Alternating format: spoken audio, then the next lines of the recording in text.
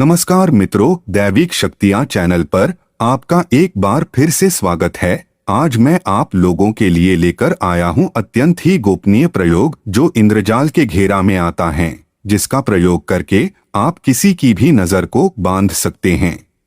नजर बांधने का मतलब होता है कि आप जो देख रहे हो वह सही नहीं है। दूसरा व्यक्ति जिसने आपकी नजर बांधी है वह जो चाहेगा आपको दिखा सकता है, पर वह सिर्फ एक भ्रम होता है।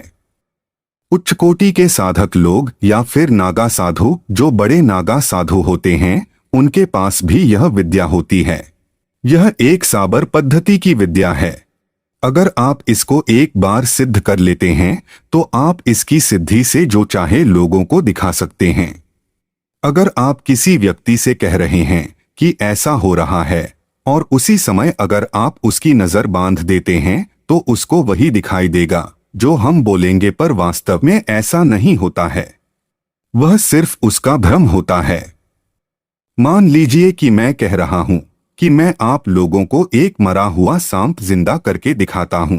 वह सांप जिंदा होकर हवा में उड़ने लगेगा। ऐसा सिर्फ लोगों को लगेगा, पर वास्तव में ऐसा कुछ नहीं होता है। वहां बस आपकी बातों को सुनकर वह भ्रम में आ जाता है। पुराने जमाने में जैसे राजा महाराजा लोग होते थे, वे बड़े बड़े मदारियों को बुलाते थे। मदारी लोग अपना तमाशा दिखाते समय लोगों के नजर बांध देते थे ताकि लोग समझ ना पाए कि यह क्या कर रहा है। जो वह बोलता था आप लोगों को वैसा ही दिखाई देता था। यह पुराने जमाने की विद्या है जो आज मैं आप लोगों को बताने जा रहा हूं। इसका मंत्र इस प्रकार से है। ओम काल भैरव धुंधला वाला हाथ खड़ग, फूलों की माला 64 योगिनी संग में चाला। देखो खोली नजर का ताला, राजा राजा ध्यावे तो ही सबकी दृष्टि। बांध दे मोही मैं पूजूं तुमको नीति ध्यावो। राजा प्रजा में पाय लगावे, भरी अथई सुमिरो तोय। मेरा किया सब कुछ होर देखूं, भैरव तेरी शक्ति। शब्द साचा पिंड काचा फुरो, मंत्र ईश्वर वाचा। अब आपको करना क्या है, किसी भी रविवार को अगर उस रात को पुष्य नक्षत्र होता है या अभिजीत नक्षत्र पड़ जाए तो रात्रि के समय आपको ठीक 12 बजे श्मशान में जाना है, जहां पर भैरव जी का मंदिर हो। याद रखें, अभिजीत नक्षत्र या फिर पुष्य नक्षत्र होना अवश्य चाहिए। पहले पता कर लीजिए कि नक्षत्र कब पड़ रहा है। आपको रात्रि में जाकर इस मंत्र को 10,000 बार पढ़ना है और सूरज निकलने से पहले आपको पूरा पढ़ लेना है। मंत्र काफी बड़ा है, इसलिए आप पहले जाप कर सकते हैं। आप रात्रि के 9 बजे ही श्मशान में चले जाएं और जाप शुरू कर दे, और रात्रि के 12 बजे समय पुष्य नक्षत्र या अभिजीत नक्षत्र पड़ जाना चाहिए। आपके ऊपर नक्षत्र का असर पड़ना चाहिए और आपका सुबह होने से पहले 10,000 जाप पूरा हो जाना चाहिए। एक ही रात में आपका यह मंत्र सिद्ध हो जाएगा।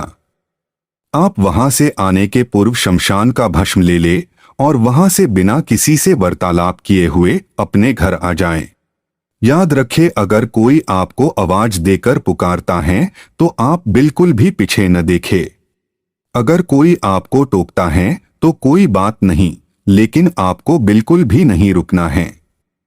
इतना करने के पश्चात अगर आप इसका प्रयोग करना चाहते हैं तब आप एक चुटकी भस्म ले लीजिए और भस्म को 11 बार मंत्र से अभिमंत्रित करके लोगों के ऊपर फूंक मार दे। ऐसा करने से सबकी नजर बंध जाएगी और आप जो लोगों को दिखाना चाहेंगे वही चमत्कार आप दिखा सकते हैं।